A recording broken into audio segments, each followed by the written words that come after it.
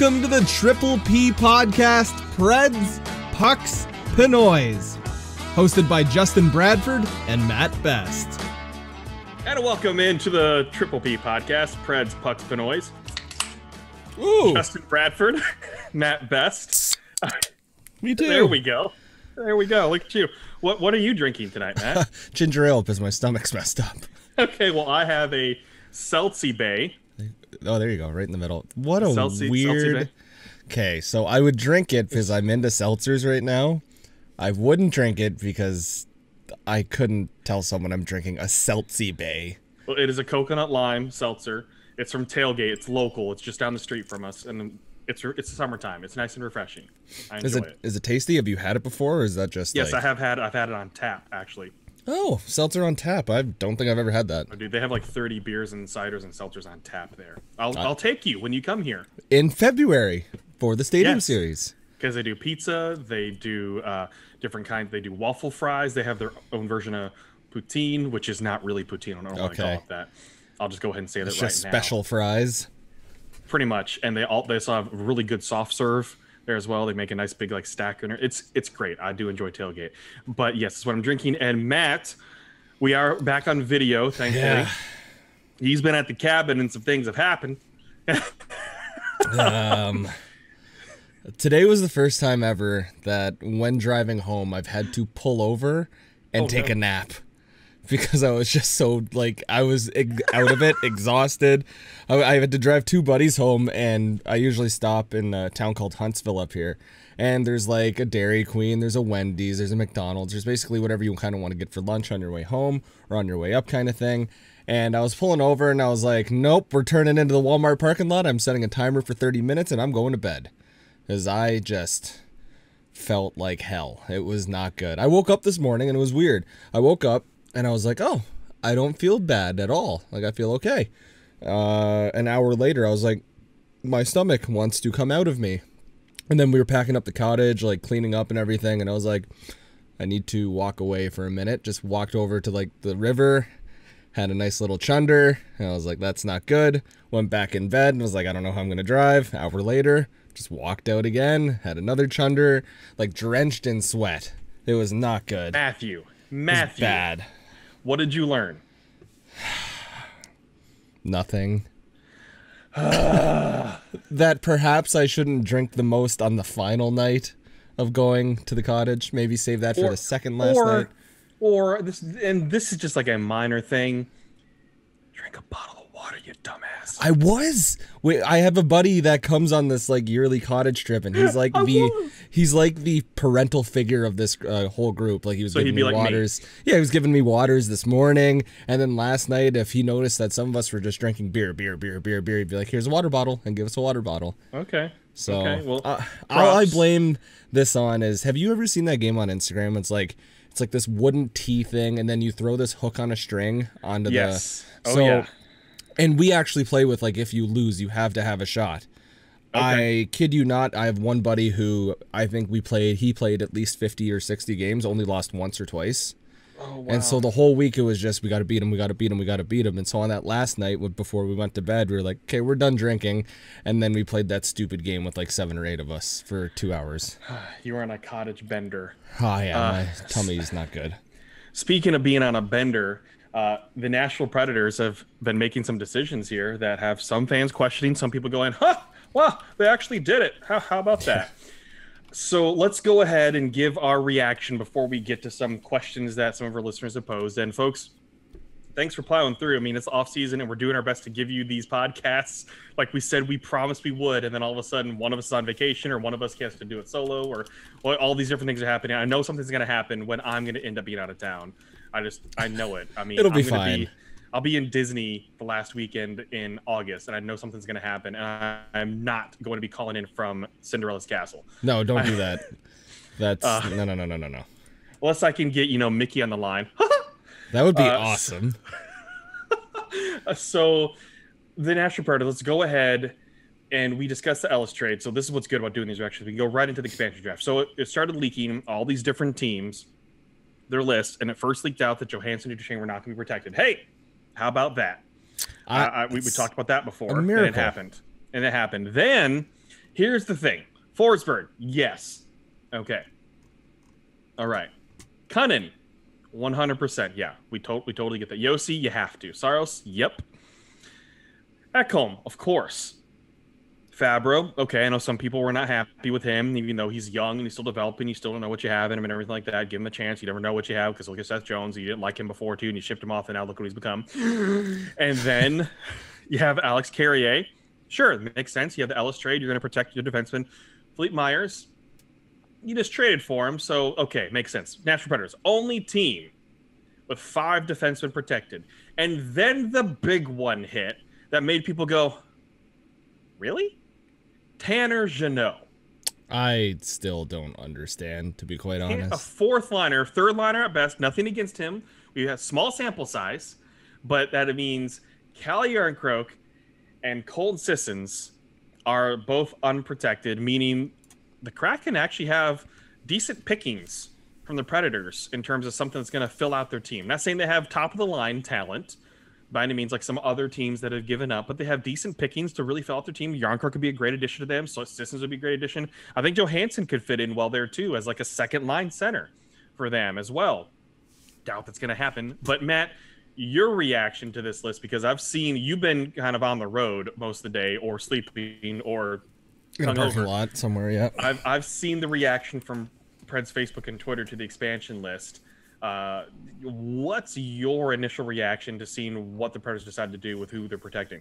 It's nice to see David Poile grow a set and leave out Duchesne and Johansson. That's like my initial, hey, you did something good here. Now, I got to tear a strip off him now because I don't understand protecting Tanner Jeannot. He's a good player. He's also a bottom 6 player. He is a dime a dozen kind of player. And the thing that I think has torn the fan base apart is he's a fan favorite. If he was just not a rough and tumble kind of guy and he didn't have big explosive hits, but he was hitting people and he was getting goals here and there, not when the team was starving for goals and starving for production, like if it was a normal, just average season, then Tanner Jeannot wouldn't be Nashville's sweetheart. He would just be another plug-and-play guy in the bottom 6. I would have honestly rather have protected Yarncroke over Tanner Jeannot. And I think not a lot, and I think when the question is posed to people too, it's like, so who is Seattle taking? The popular answer is Calle Yarncroke. And I think if you were to protect Yarncroke and not protect Tanner Jeannot and pose that question, Tanner Jeannot wouldn't be the name that people are saying, oh, Seattle's going to go out and get Tanner Jeannot. That would have pivoted, I think, to a Colton Sissons. I just... The evaluation, this isn't just the David Poile thing. This is an organization-wide decision. This isn't just David Poile going, hey, my team, my rules, see you later, effers. It's the whole organization must have sat down, and I'm sure some people probably didn't agree with it, but at the end of the day, he gets the almighty tiebreaker. Even if it wasn't like set out to a vote kind of thing, that's his gut feeling and he wants to go for it. I don't get it. He was so close to getting like a 10 out of 10. What a great protection list. And then that happened. I mean, it's not the end of the world. Honestly, it's not. It's not, yeah. Like, we're arguing over, we're not even arguing over it. A 3rd or 4th line player at the end of the day, no matter which one of them gets selected. So it's not detrimental. It's curious because does that mean that Poile had conversations with the Kraken, with Ron Francis, like he did regarding Victor Arvidsson, to where they said, yeah, I think we're going to take Tanner Jeannot. And like behind the scenes, like, I told him we're going to take Tanner Jeannot. Let's see if he falls 100%. Like, what? I don't understand. Like, what in terms of scouting? Because especially Tanner Jeannot is undrafted. Yeah. He's only been a pro for a few seasons. You know, with other players, what you have and everything with them, did plenty of other pro scouts have Tanner Jeannot really high? And again, we are not hating on Tanner Jeannot. He's a very serviceable player. He's a fan favorite. He great in his small sample size. He was fantastic for his role. He played his role and he played it extremely, extremely well. Does that mean it was worth protection? No. But my thought is that maybe this is all part of the culture change, that they're fine with losing one of those other players because they want the culture to change in the locker room, and they weighed that more than the value that the player has on the ice and with the contract. That's what I might think too. I'd get it if Tanner Jeannot was a guy who, in the minors and in juniors, like WHL kind of thing, that tore it up and was scoring 30, 40, 50 goals. You look at his hockey DB, and he's had one 40-goal season, and then the rest is like 19, 17, 5, 7. And when was that 40-goal season? 40-goal season, 2017-18. With? Moose Jaw Warriors. Exactly. Just a super team. Yeah, that's the outlier season. That's not his, this is his potential. That's your little outlier, have a nice day kind of thing. If he did have 3 or 4 of those 40-goal seasons, then yeah, I get it. He's still young. You can kind of gamble there and protect him. I just think it was unnecessary. You think of all these undrafted free agents that teams had, like, took a chance on, and then it didn't really work out kind of thing. And the first one that I always think of is Marty St. Louis. And how Calgary just went, oh, yeah. No, not going to work out. You're not going to do well here. We're just going to cast you out. And then Tampa was like, thanks for the player. And Marty St. Louis, everyone knows, had a fantastic career. But St. Louis' knock wasn't that he couldn't score growing up and playing like university hockey or anything. His knock was he was a small dude. Tanner Jeannot's thing. Yeah, Tanner Jeannot's knock is he's not super gifted offensively. When you watch a Marty St. Louis, you go, wow, incredible hands, incredible shot, incredible vision, just so good. You watch Tanner Jeannot and you go, big rough and tumble guy, good for him, brings energy, fan favorite, might fill a few seats because of just him being him. And I think, like, every time Kyle says, do I buy a Tanner Jeannot jersey, I used to think he was kidding. Now I think he's completely serious. No, he's completely serious. And I think, like, he's just going to buy this. And I have no knock on that. I love energy players. I think they're fantastic. I just don't think I love them as much as David Poile. If you protect him, then he's here for at least another 2 years, you got to think. Has to, unless, like... What a waste if you're not. Yeah, unless, like, as the season starts, you're like, yeah, we're going to trade him now. Like, as soon as... man, can you imagine everything coming back? Like, you protected him. There was rumblings that there might be a, like, Seattle, this is off topic with the Preds, but Seattle might take Carey Price and then trade him back to Montreal with, like, holding on to some of the salary. And the NHL went no. Yeah, the NHL went no, but the funny thing is, when the expansion happened with Vegas, that was allowed. Teams were allowed, that option was there. And now I think the NHL is like, we're the no fun police. We're not going to let that happen. I would have loved that. So now the Predators weren't the only ones to leave some players unprotected.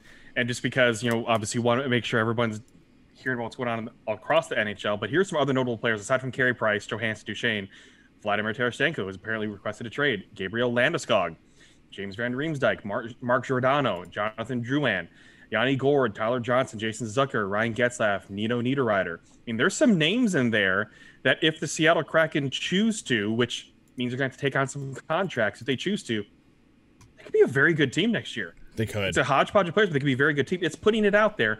So then again, if the team is good, if Seattle's good and makes a run, you do not blame the NHL. You blame the teams that let them have the players. They made the decisions. It's such a different draft compared to the Vegas one, and people want to keep drawing comparisons. There weren't these big star players. I think people often forget that Vegas got Pacioretty through a trade. They got Mark Stone through a trade. Their 2 marquee players through a trade. Vegas on paper was not an uber competitive team. They were not going to be a last place team. They were supposed to be kind of piss poor, not super piss poor, just like not good. Yeah, they're supposed to be like in the gray area. Like maybe they could be, you know, an 8th seed, but most likely going to be like 11th or 10th or 11th or anything like that. Competitive and fun, but not awful. Yeah, they were supposed to be entertaining. The whole idea was Vegas will sell tickets because it's Vegas. They didn't expect the hockey product to sell tickets like it has. It's intriguing. With all these big options out there, honestly, looking at a Duchesne or a Johansson, it's not, I don't see it in the cards. Vegas is going to bite on some of those. I mean, not Vegas. Seattle's going to bite on some of those. They are, because they're going to be dangled out there. They're going to have, once they see these lists, they're probably reevaluating so much. Like, hey, we can take a flyer on a couple of these guys, and if it doesn't work out, we can trade them for assets or something. No big, because we'll have something else to be able to handle. So it's going to be very curious to play. There was also another thing that came up in terms of this protection list for the Predators. Is it possible, and we've heard what the prices are, apparently, for the Kraken, is it possible there could be a deal on the table? In terms of just, hey, select Matt Duchesne or Ryan Johansson kind of thing? And then somebody else, like a Sissons or a Yarncroke, also goes. I honestly like that's $8 I don't million think so. because you look at the rest of the league and like what players are available. I'd rather save $2.5 million and take a younger Jonathan Drouin over Matt Duchene. Oh, 100%. Or And Ryan I think Johansson. it's home fans, and it's not blaming. It's because you know your team you follow the best. That's just natural with the way that happens.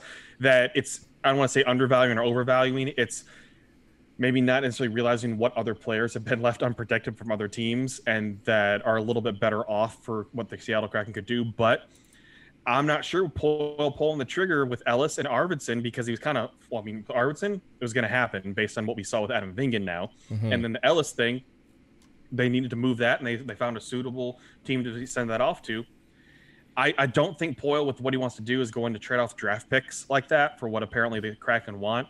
But I wouldn't put it past him now, because he shows that he actually has the cojones to make some moves, to make changes, to make this team better. And for the future, that's still the thing, like we've been talking about. In order for them to be successful in the future, they have to find a way to move one of those $8 million guys. Because now they move that 6.25 from Ellis. They can, re-sign Ekholm. They can make sure they get it done with Tolvanen, with Saros. They even have some space now to make a move in free agency if they want to remain competitive. They get rid of one of those $8 million, then the sky's the limit with what they could do if they're able to pull it off. Very difficult to do. An absolute wet dream would be Seattle taking Matt Duchene and Ryan Johansson with no deal in place. The percentage of that happening is what, 2%? Like, if we're being completely honest, maybe 3%. It's not going to happen without a deal being put in place. But you look at it, Seattle has $81.5 million of cap that they get to play with. You like slapping $8 million onto that for one of 30 draft picks is ridiculous. It's just, there's going to have to be salary retained from Nashville. And if that's the case, if Nashville can retain less than 50% and Poyle can dump that contract or one of the two contracts, I'll give him a W there. Losing an $8 million contract's not going to be easy. And the question is, too, it's like, well, why wouldn't Seattle want to take on someone who's proven, and Matt Duchene or Ryan Johansson, where you know what they can do at an NHL level, instead of gambling on a Moody Tarasenko, instead of gambling on a Jonathan Drouin? It's because the Drouin still has just value to him in that he's young. He showed signs of life with Ducharme before he went on his leave there. Whereas Matt Duchene and Ryan Johansson, the Predators are actively looking to get rid of them and knowing that they're going to have to give up assets, where Montreal with Drouin, there's value in Drouin in himself. There's value in all these other high $1 million players. Not the high $1 million players like your Ryan Getzlafs. Like that's just not right. Like it's the players who can offer something, like you said, if they get drafted, and it's like, well, we have something better on the table now. Thanks for coming and being here for a day. See you later. So how's this, though? NHL.com released their mock draft. This was composed of NHL.com writers with Dan Rosen, Tom Glitti, and Pete Jensen, good friend of Penalty Box Radio, Pete Jensen. And how about this? In their mock draft, they have Seattle taking Ryan Johansson. Oh, and come on. But these guys are no pushovers. I love Pete. I'm going to have to But no, it's those three. I mean, Dan Rosen, Pete, and Tom, those are guys that are, I'm not saying they're insiders on this, but it's curious because it means they're making an argument for it. And it's always curious to see what people outside of Nashville think more than anything else, because it means they value something different. They value a change of scenery. And here's the thing. Of those players, Johansson, I think, provides the most value in return for what he could do in a change of scenery because the player that he is, but which is why I'd rather the Predators keep Johansson compared to Duchene. Oh, 100%. Because of the type of player he is, how he's in the locker room, how he tends to make people better around him, his possession stats as well. He just sometimes doesn't perform, not sometimes, most of the time doesn't perform up to par, which we expect, but at least he's performed in the playoffs fairly well too. So it is curious. I think there's a percentage chance that Seattle takes one of those guys as a flyer just to see. You never know. I don't think it'll be Matt Duchene. I honestly don't. Like, it would be Johansson over Duchene if they're going to take it, because there's more value there on what they could do. There is. The only problem, like, I'm okay if I'm Ron Francis and taking Johansson here if he didn't have so much term left. This was a 2-year deal. Yeah. Oh, yeah. And I could just burn and turn and see what I can get, dump him at the deadline for a rental kind of, or as a rental kind of thing. Then 100%. Sure, but there's just way too much of a commitment for me if I'm the brand new GM and I want to follow kind of what Vegas did and bring in a sexy free agent after a few years. Then the problem is, like, what do I do with this $8 million here? And who's to say that Ryan Johansson doesn't go back and he refines his prime and plays like a number one center like he actually can? Or maybe that was, like we talked about earlier, an outlier season. Maybe he had a couple outliers and what he actually is like a pretty good second line center and that's it. Which isn't bad. But at $8 million, it's not great. Right. All right. So let's get to some of our questions and topics that listeners put in. A dad of 3, Stephen Lowry. If you were NHL marketing and had to come up with the official expansion draft beer, who would make it and what would it be called? The obvious tagline is "Crack One Open." I love the whole like crack one because it's so close to cracking. Cracking cold ones I think would be fun. I would do maybe something with Krakatoa. I don't know how I'd mix that into drinking, or maybe I'd have like a special drink and have it in a fun cup. Krakatoa's not in North America. Yeah, but it's a fun-ass word and people know it. I like fun words. I like Crack One Open is my favorite. Oh my gosh. Cracking cold ones is fun. The thought of cracking beer right now also makes me ill. I wouldn't be going probably for the pun on this one. I hate puns, but I love this. I would be going on here's my I think I got one. I think I got one. It'd be for each market, it'd be you'd insert the team name and then Facebook. So it'd be Preds Facebook and it'd be a sour. Wait, what do you mean? I'm confused. As in it'd be a sour beer. As in people are sour over the expansion draft. It's a deep think. Oh, yeah, I'm stupid. That was too deep for me. Sorry. I was like, I mean, you're drinking old Seltzy Bay or whatever it is over there, so you're probably more in tune. We should come up with a seltzer one. Oh gosh. Seltzer? Cialis? Do you need that? Whoa. Hey. You need that?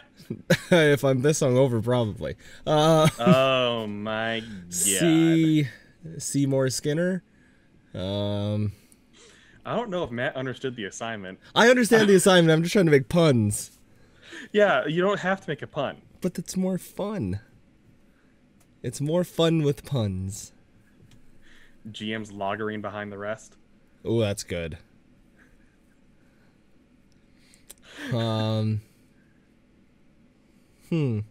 Salary cap seltz. That's good too. I like that. I'm trying to think of something with stout, and I hate stouts. Ugh. Okay. With stout, let's see here. Scream and stout. It's on Scream and Shout. Yeah. What's that a play on? Absolutely nothing. I'm just making puns at this point. Matthew. Well, let's move on to the next one so we don't have dead air. I hope you know I'm going to scream a pun eventually. Oh, God. Okay. Here's one from Daniel. At the end of the day, do you predict Poyle trades something of value to Seattle so they'll take an $8 million man? Or will he do the right thing, stand pat, and let Seattle take one player? See, when Daniel said this question and he said tight thing, I thought like, yo, that's tight. That's tight. What I thought. Yeah, it's tight. Yeah, baby.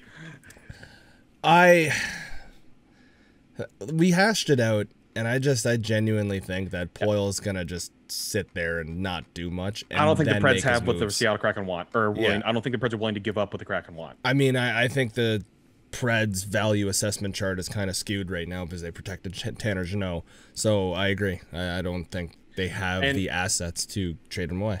At least they made some other moves. Yeah. Because it would have lost Arvidsson for nothing, and they cleared up some cap space by moving Ellis and got younger. So at least they've done a few things. And then, hey, it's not just the expansion draft. We got to see what happens at the draft itself and in free agency.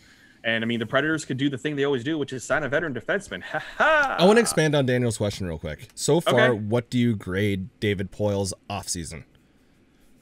See, it's difficult because I like looking at the bigger... You know me. I don't like looking at instantaneously. I want to look at the bigger picture.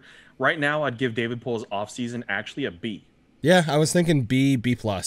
He hasn't done anything detrimental to tank his grade, but it hasn't been perfect. He was sitting at an A- until protecting Tanner Jeannot, which I still don't understand. I kind of agree. And I know people will disagree with that. And I understand if you disagree with that. I just think losing one of Sissons or Yarnko, given the type of contracts they're under, you're losing a valuable, in terms of, you're using a valuable Swiss Army knife. Yeah. So they're not Swiss, one's Swedish and one's Canadian. You're losing a player that can fit anywhere up and down the line. I'm not saying they're overvalued, but just saying those are good players. And I'm not saying they're not a dime a dozen. No. Yarnkrog's definitely not a dime a dozen. Nope. Sissons is more a dime a dozen. There are those guys, though, that you find in the draft every 3 or 4 years, typically, that can play up and down the lineup. But that means they still have value. They're not just a fourth liner, because Sissons can play up if he needs to in spot duty.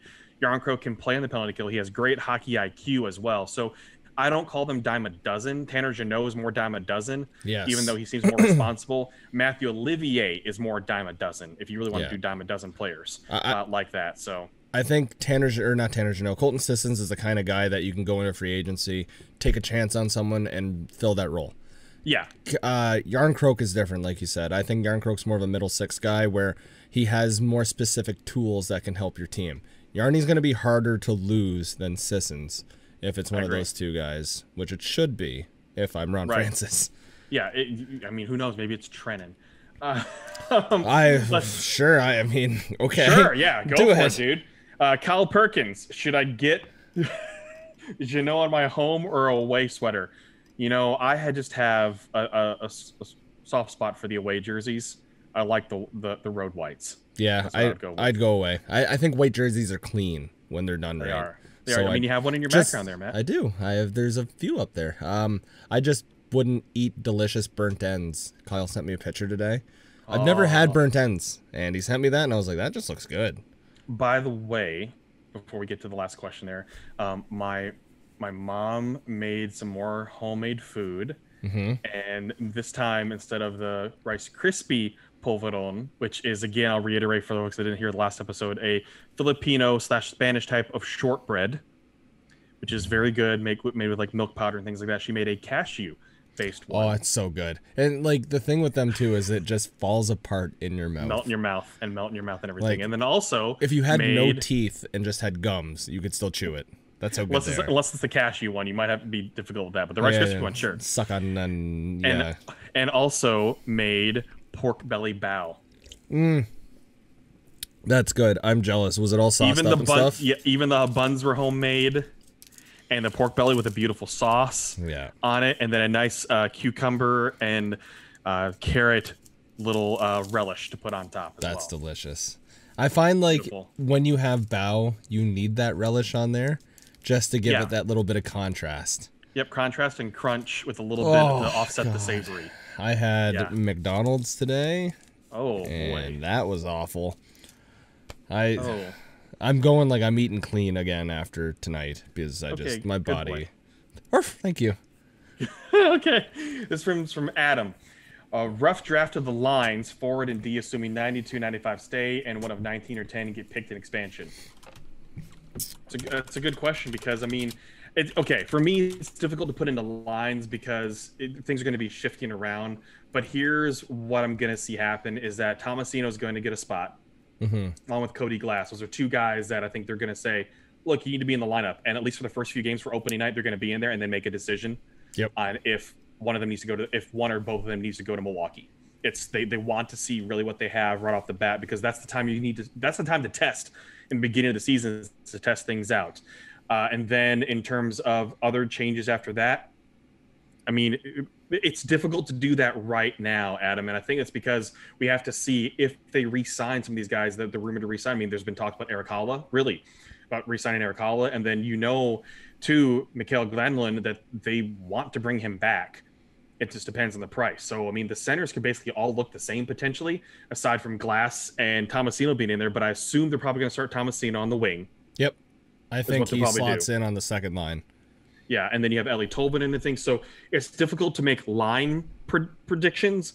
And then in defense, I mean, no Ellis, but obviously Carrier impressed them enough that he's going to be up there with Yossi. You have Ekholm will be up there and potentially Fabro.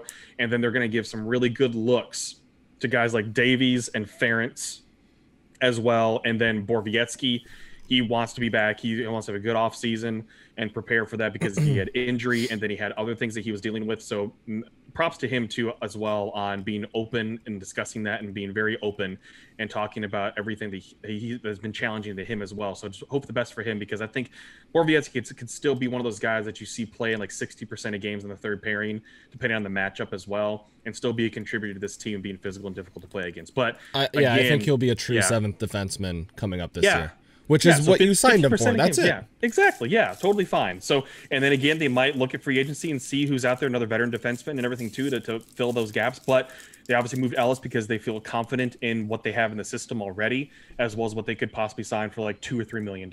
Yeah, if Carrier doesn't play as well as he did, then Ryan Ellis is still a Nashville Predator, without a doubt. Yep. In my mind, 100%. Because none of the other guys like the Davies, the Ferences kind of guys, they didn't show enough to warrant a move like that, and Carrier earned the trust, and I think that move was completely warranted. In terms of answering like the whole question, I think the first line that we saw towards the end of the year of Forsberg, Johansson, and Duchesne will stay intact. I think they get an actual shot at being a line this year.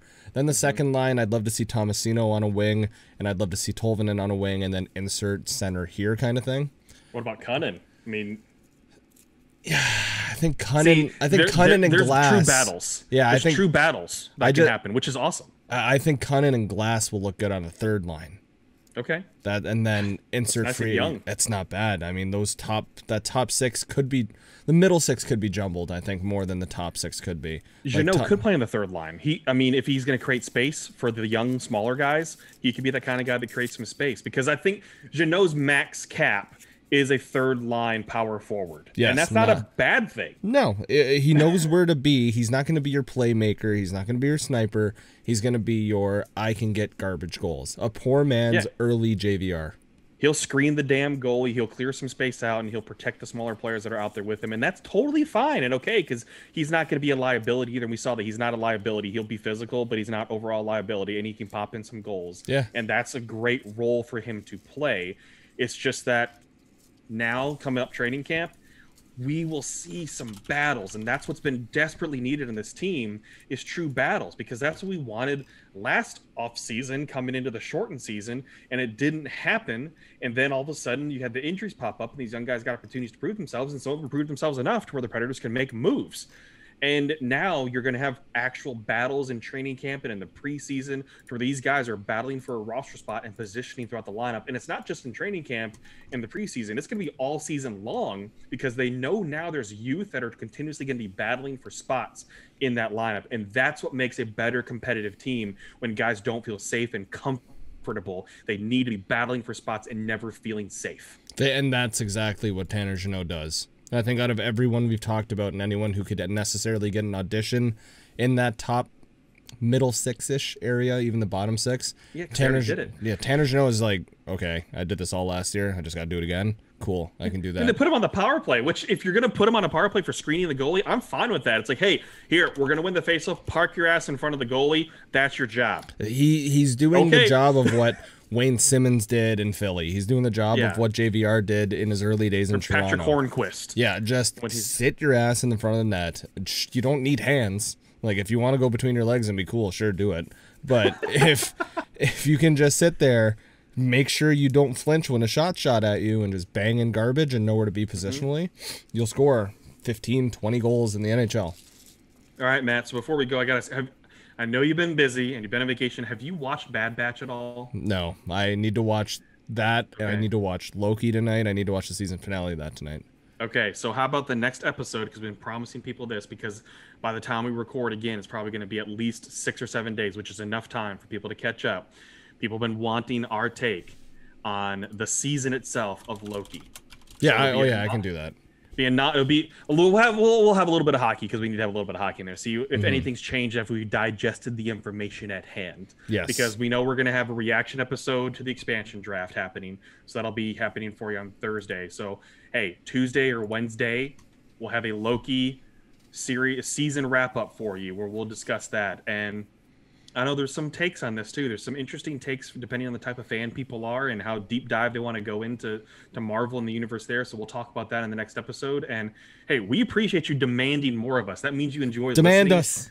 So I appreciate that very much. If you wanted to hear and see more of us as well, make sure you're following us on Twitter. He's at Best of Matt. I'm at Justin D. Bradford and Triple P Podcast _. Even on Facebook over there too. We appreciate you interacting with us there and on Penalty Box Radio. We're going to continue to provide that content. I think we'll probably slow down a little bit once we get past free agency and everything. But we have a lot to talk about: the expansion draft and the draft and free agency. So we're going to be hearing a lot of Pinoys coming up in the next week and a half, I'm sure. So Matt, would you like to sign off since you're sober? No, I do not want to. You can't just throw that. It makes me sound like I'm the world's biggest alcoholic. No, I you're just having fun on vacation, you lush. It was fun. I had a lot of fun. It was a good time. I got demolished by mosquitoes recording that last episode. Well, because they love that Pinoy blood, man. It's the worst. I'm covered. They in want. Hey, bites. the mosquitoes wanted some true fusion food. That's true. They did get some fusion food. There's nothing worse in this whole world than when you're driving and a mosquito's in the truck with you, and it bites you as you're driving and you're on the highway and you can't do anything really about it other than like smack the shit out of yourself and call it a day. I can think of something worse, and it has 8 legs. Oh, spoders. Don't like. Oh. Well, just remember, in the South, Oh. they can actually cause harm to you. Yeah, they can cause harm to me too. I can crash my car into a ditch because of a spider. Yeah, but there's a couple here in the South that if they bite you could cause actual bodily harm. Yeah, that's no good. That's no good. I mean, it's not like living in Australia where everything's trying to kill you, but some things in the South are trying to kill you. Where you're scared to go to the bathroom and sit on the toilet because there might be a spider there? Yeah, no. Don't want that. Oh, my balls just went right back up in my body. Do you imagine that? Like having the fear of sitting on the toilet and having the itsy bitsy spider go up your water taint. Like, I don't want that ever in my life. Maybe if that's a beer that needs to happen, water taint. Oh, yuck. Oh, that's enough. I need Gravol and Tums. Also okay. Well, also known as Natty Light. All right, folks. Thanks so much for tuning in. We appreciate it as always. We'll talk to you next time with an episode discussing Loki and then more expansion draft and NHL draft. For Matt Best, this is Justin Bradford. Thanks for tuning in to Triple P Preds Pucks Pinoys. Bye.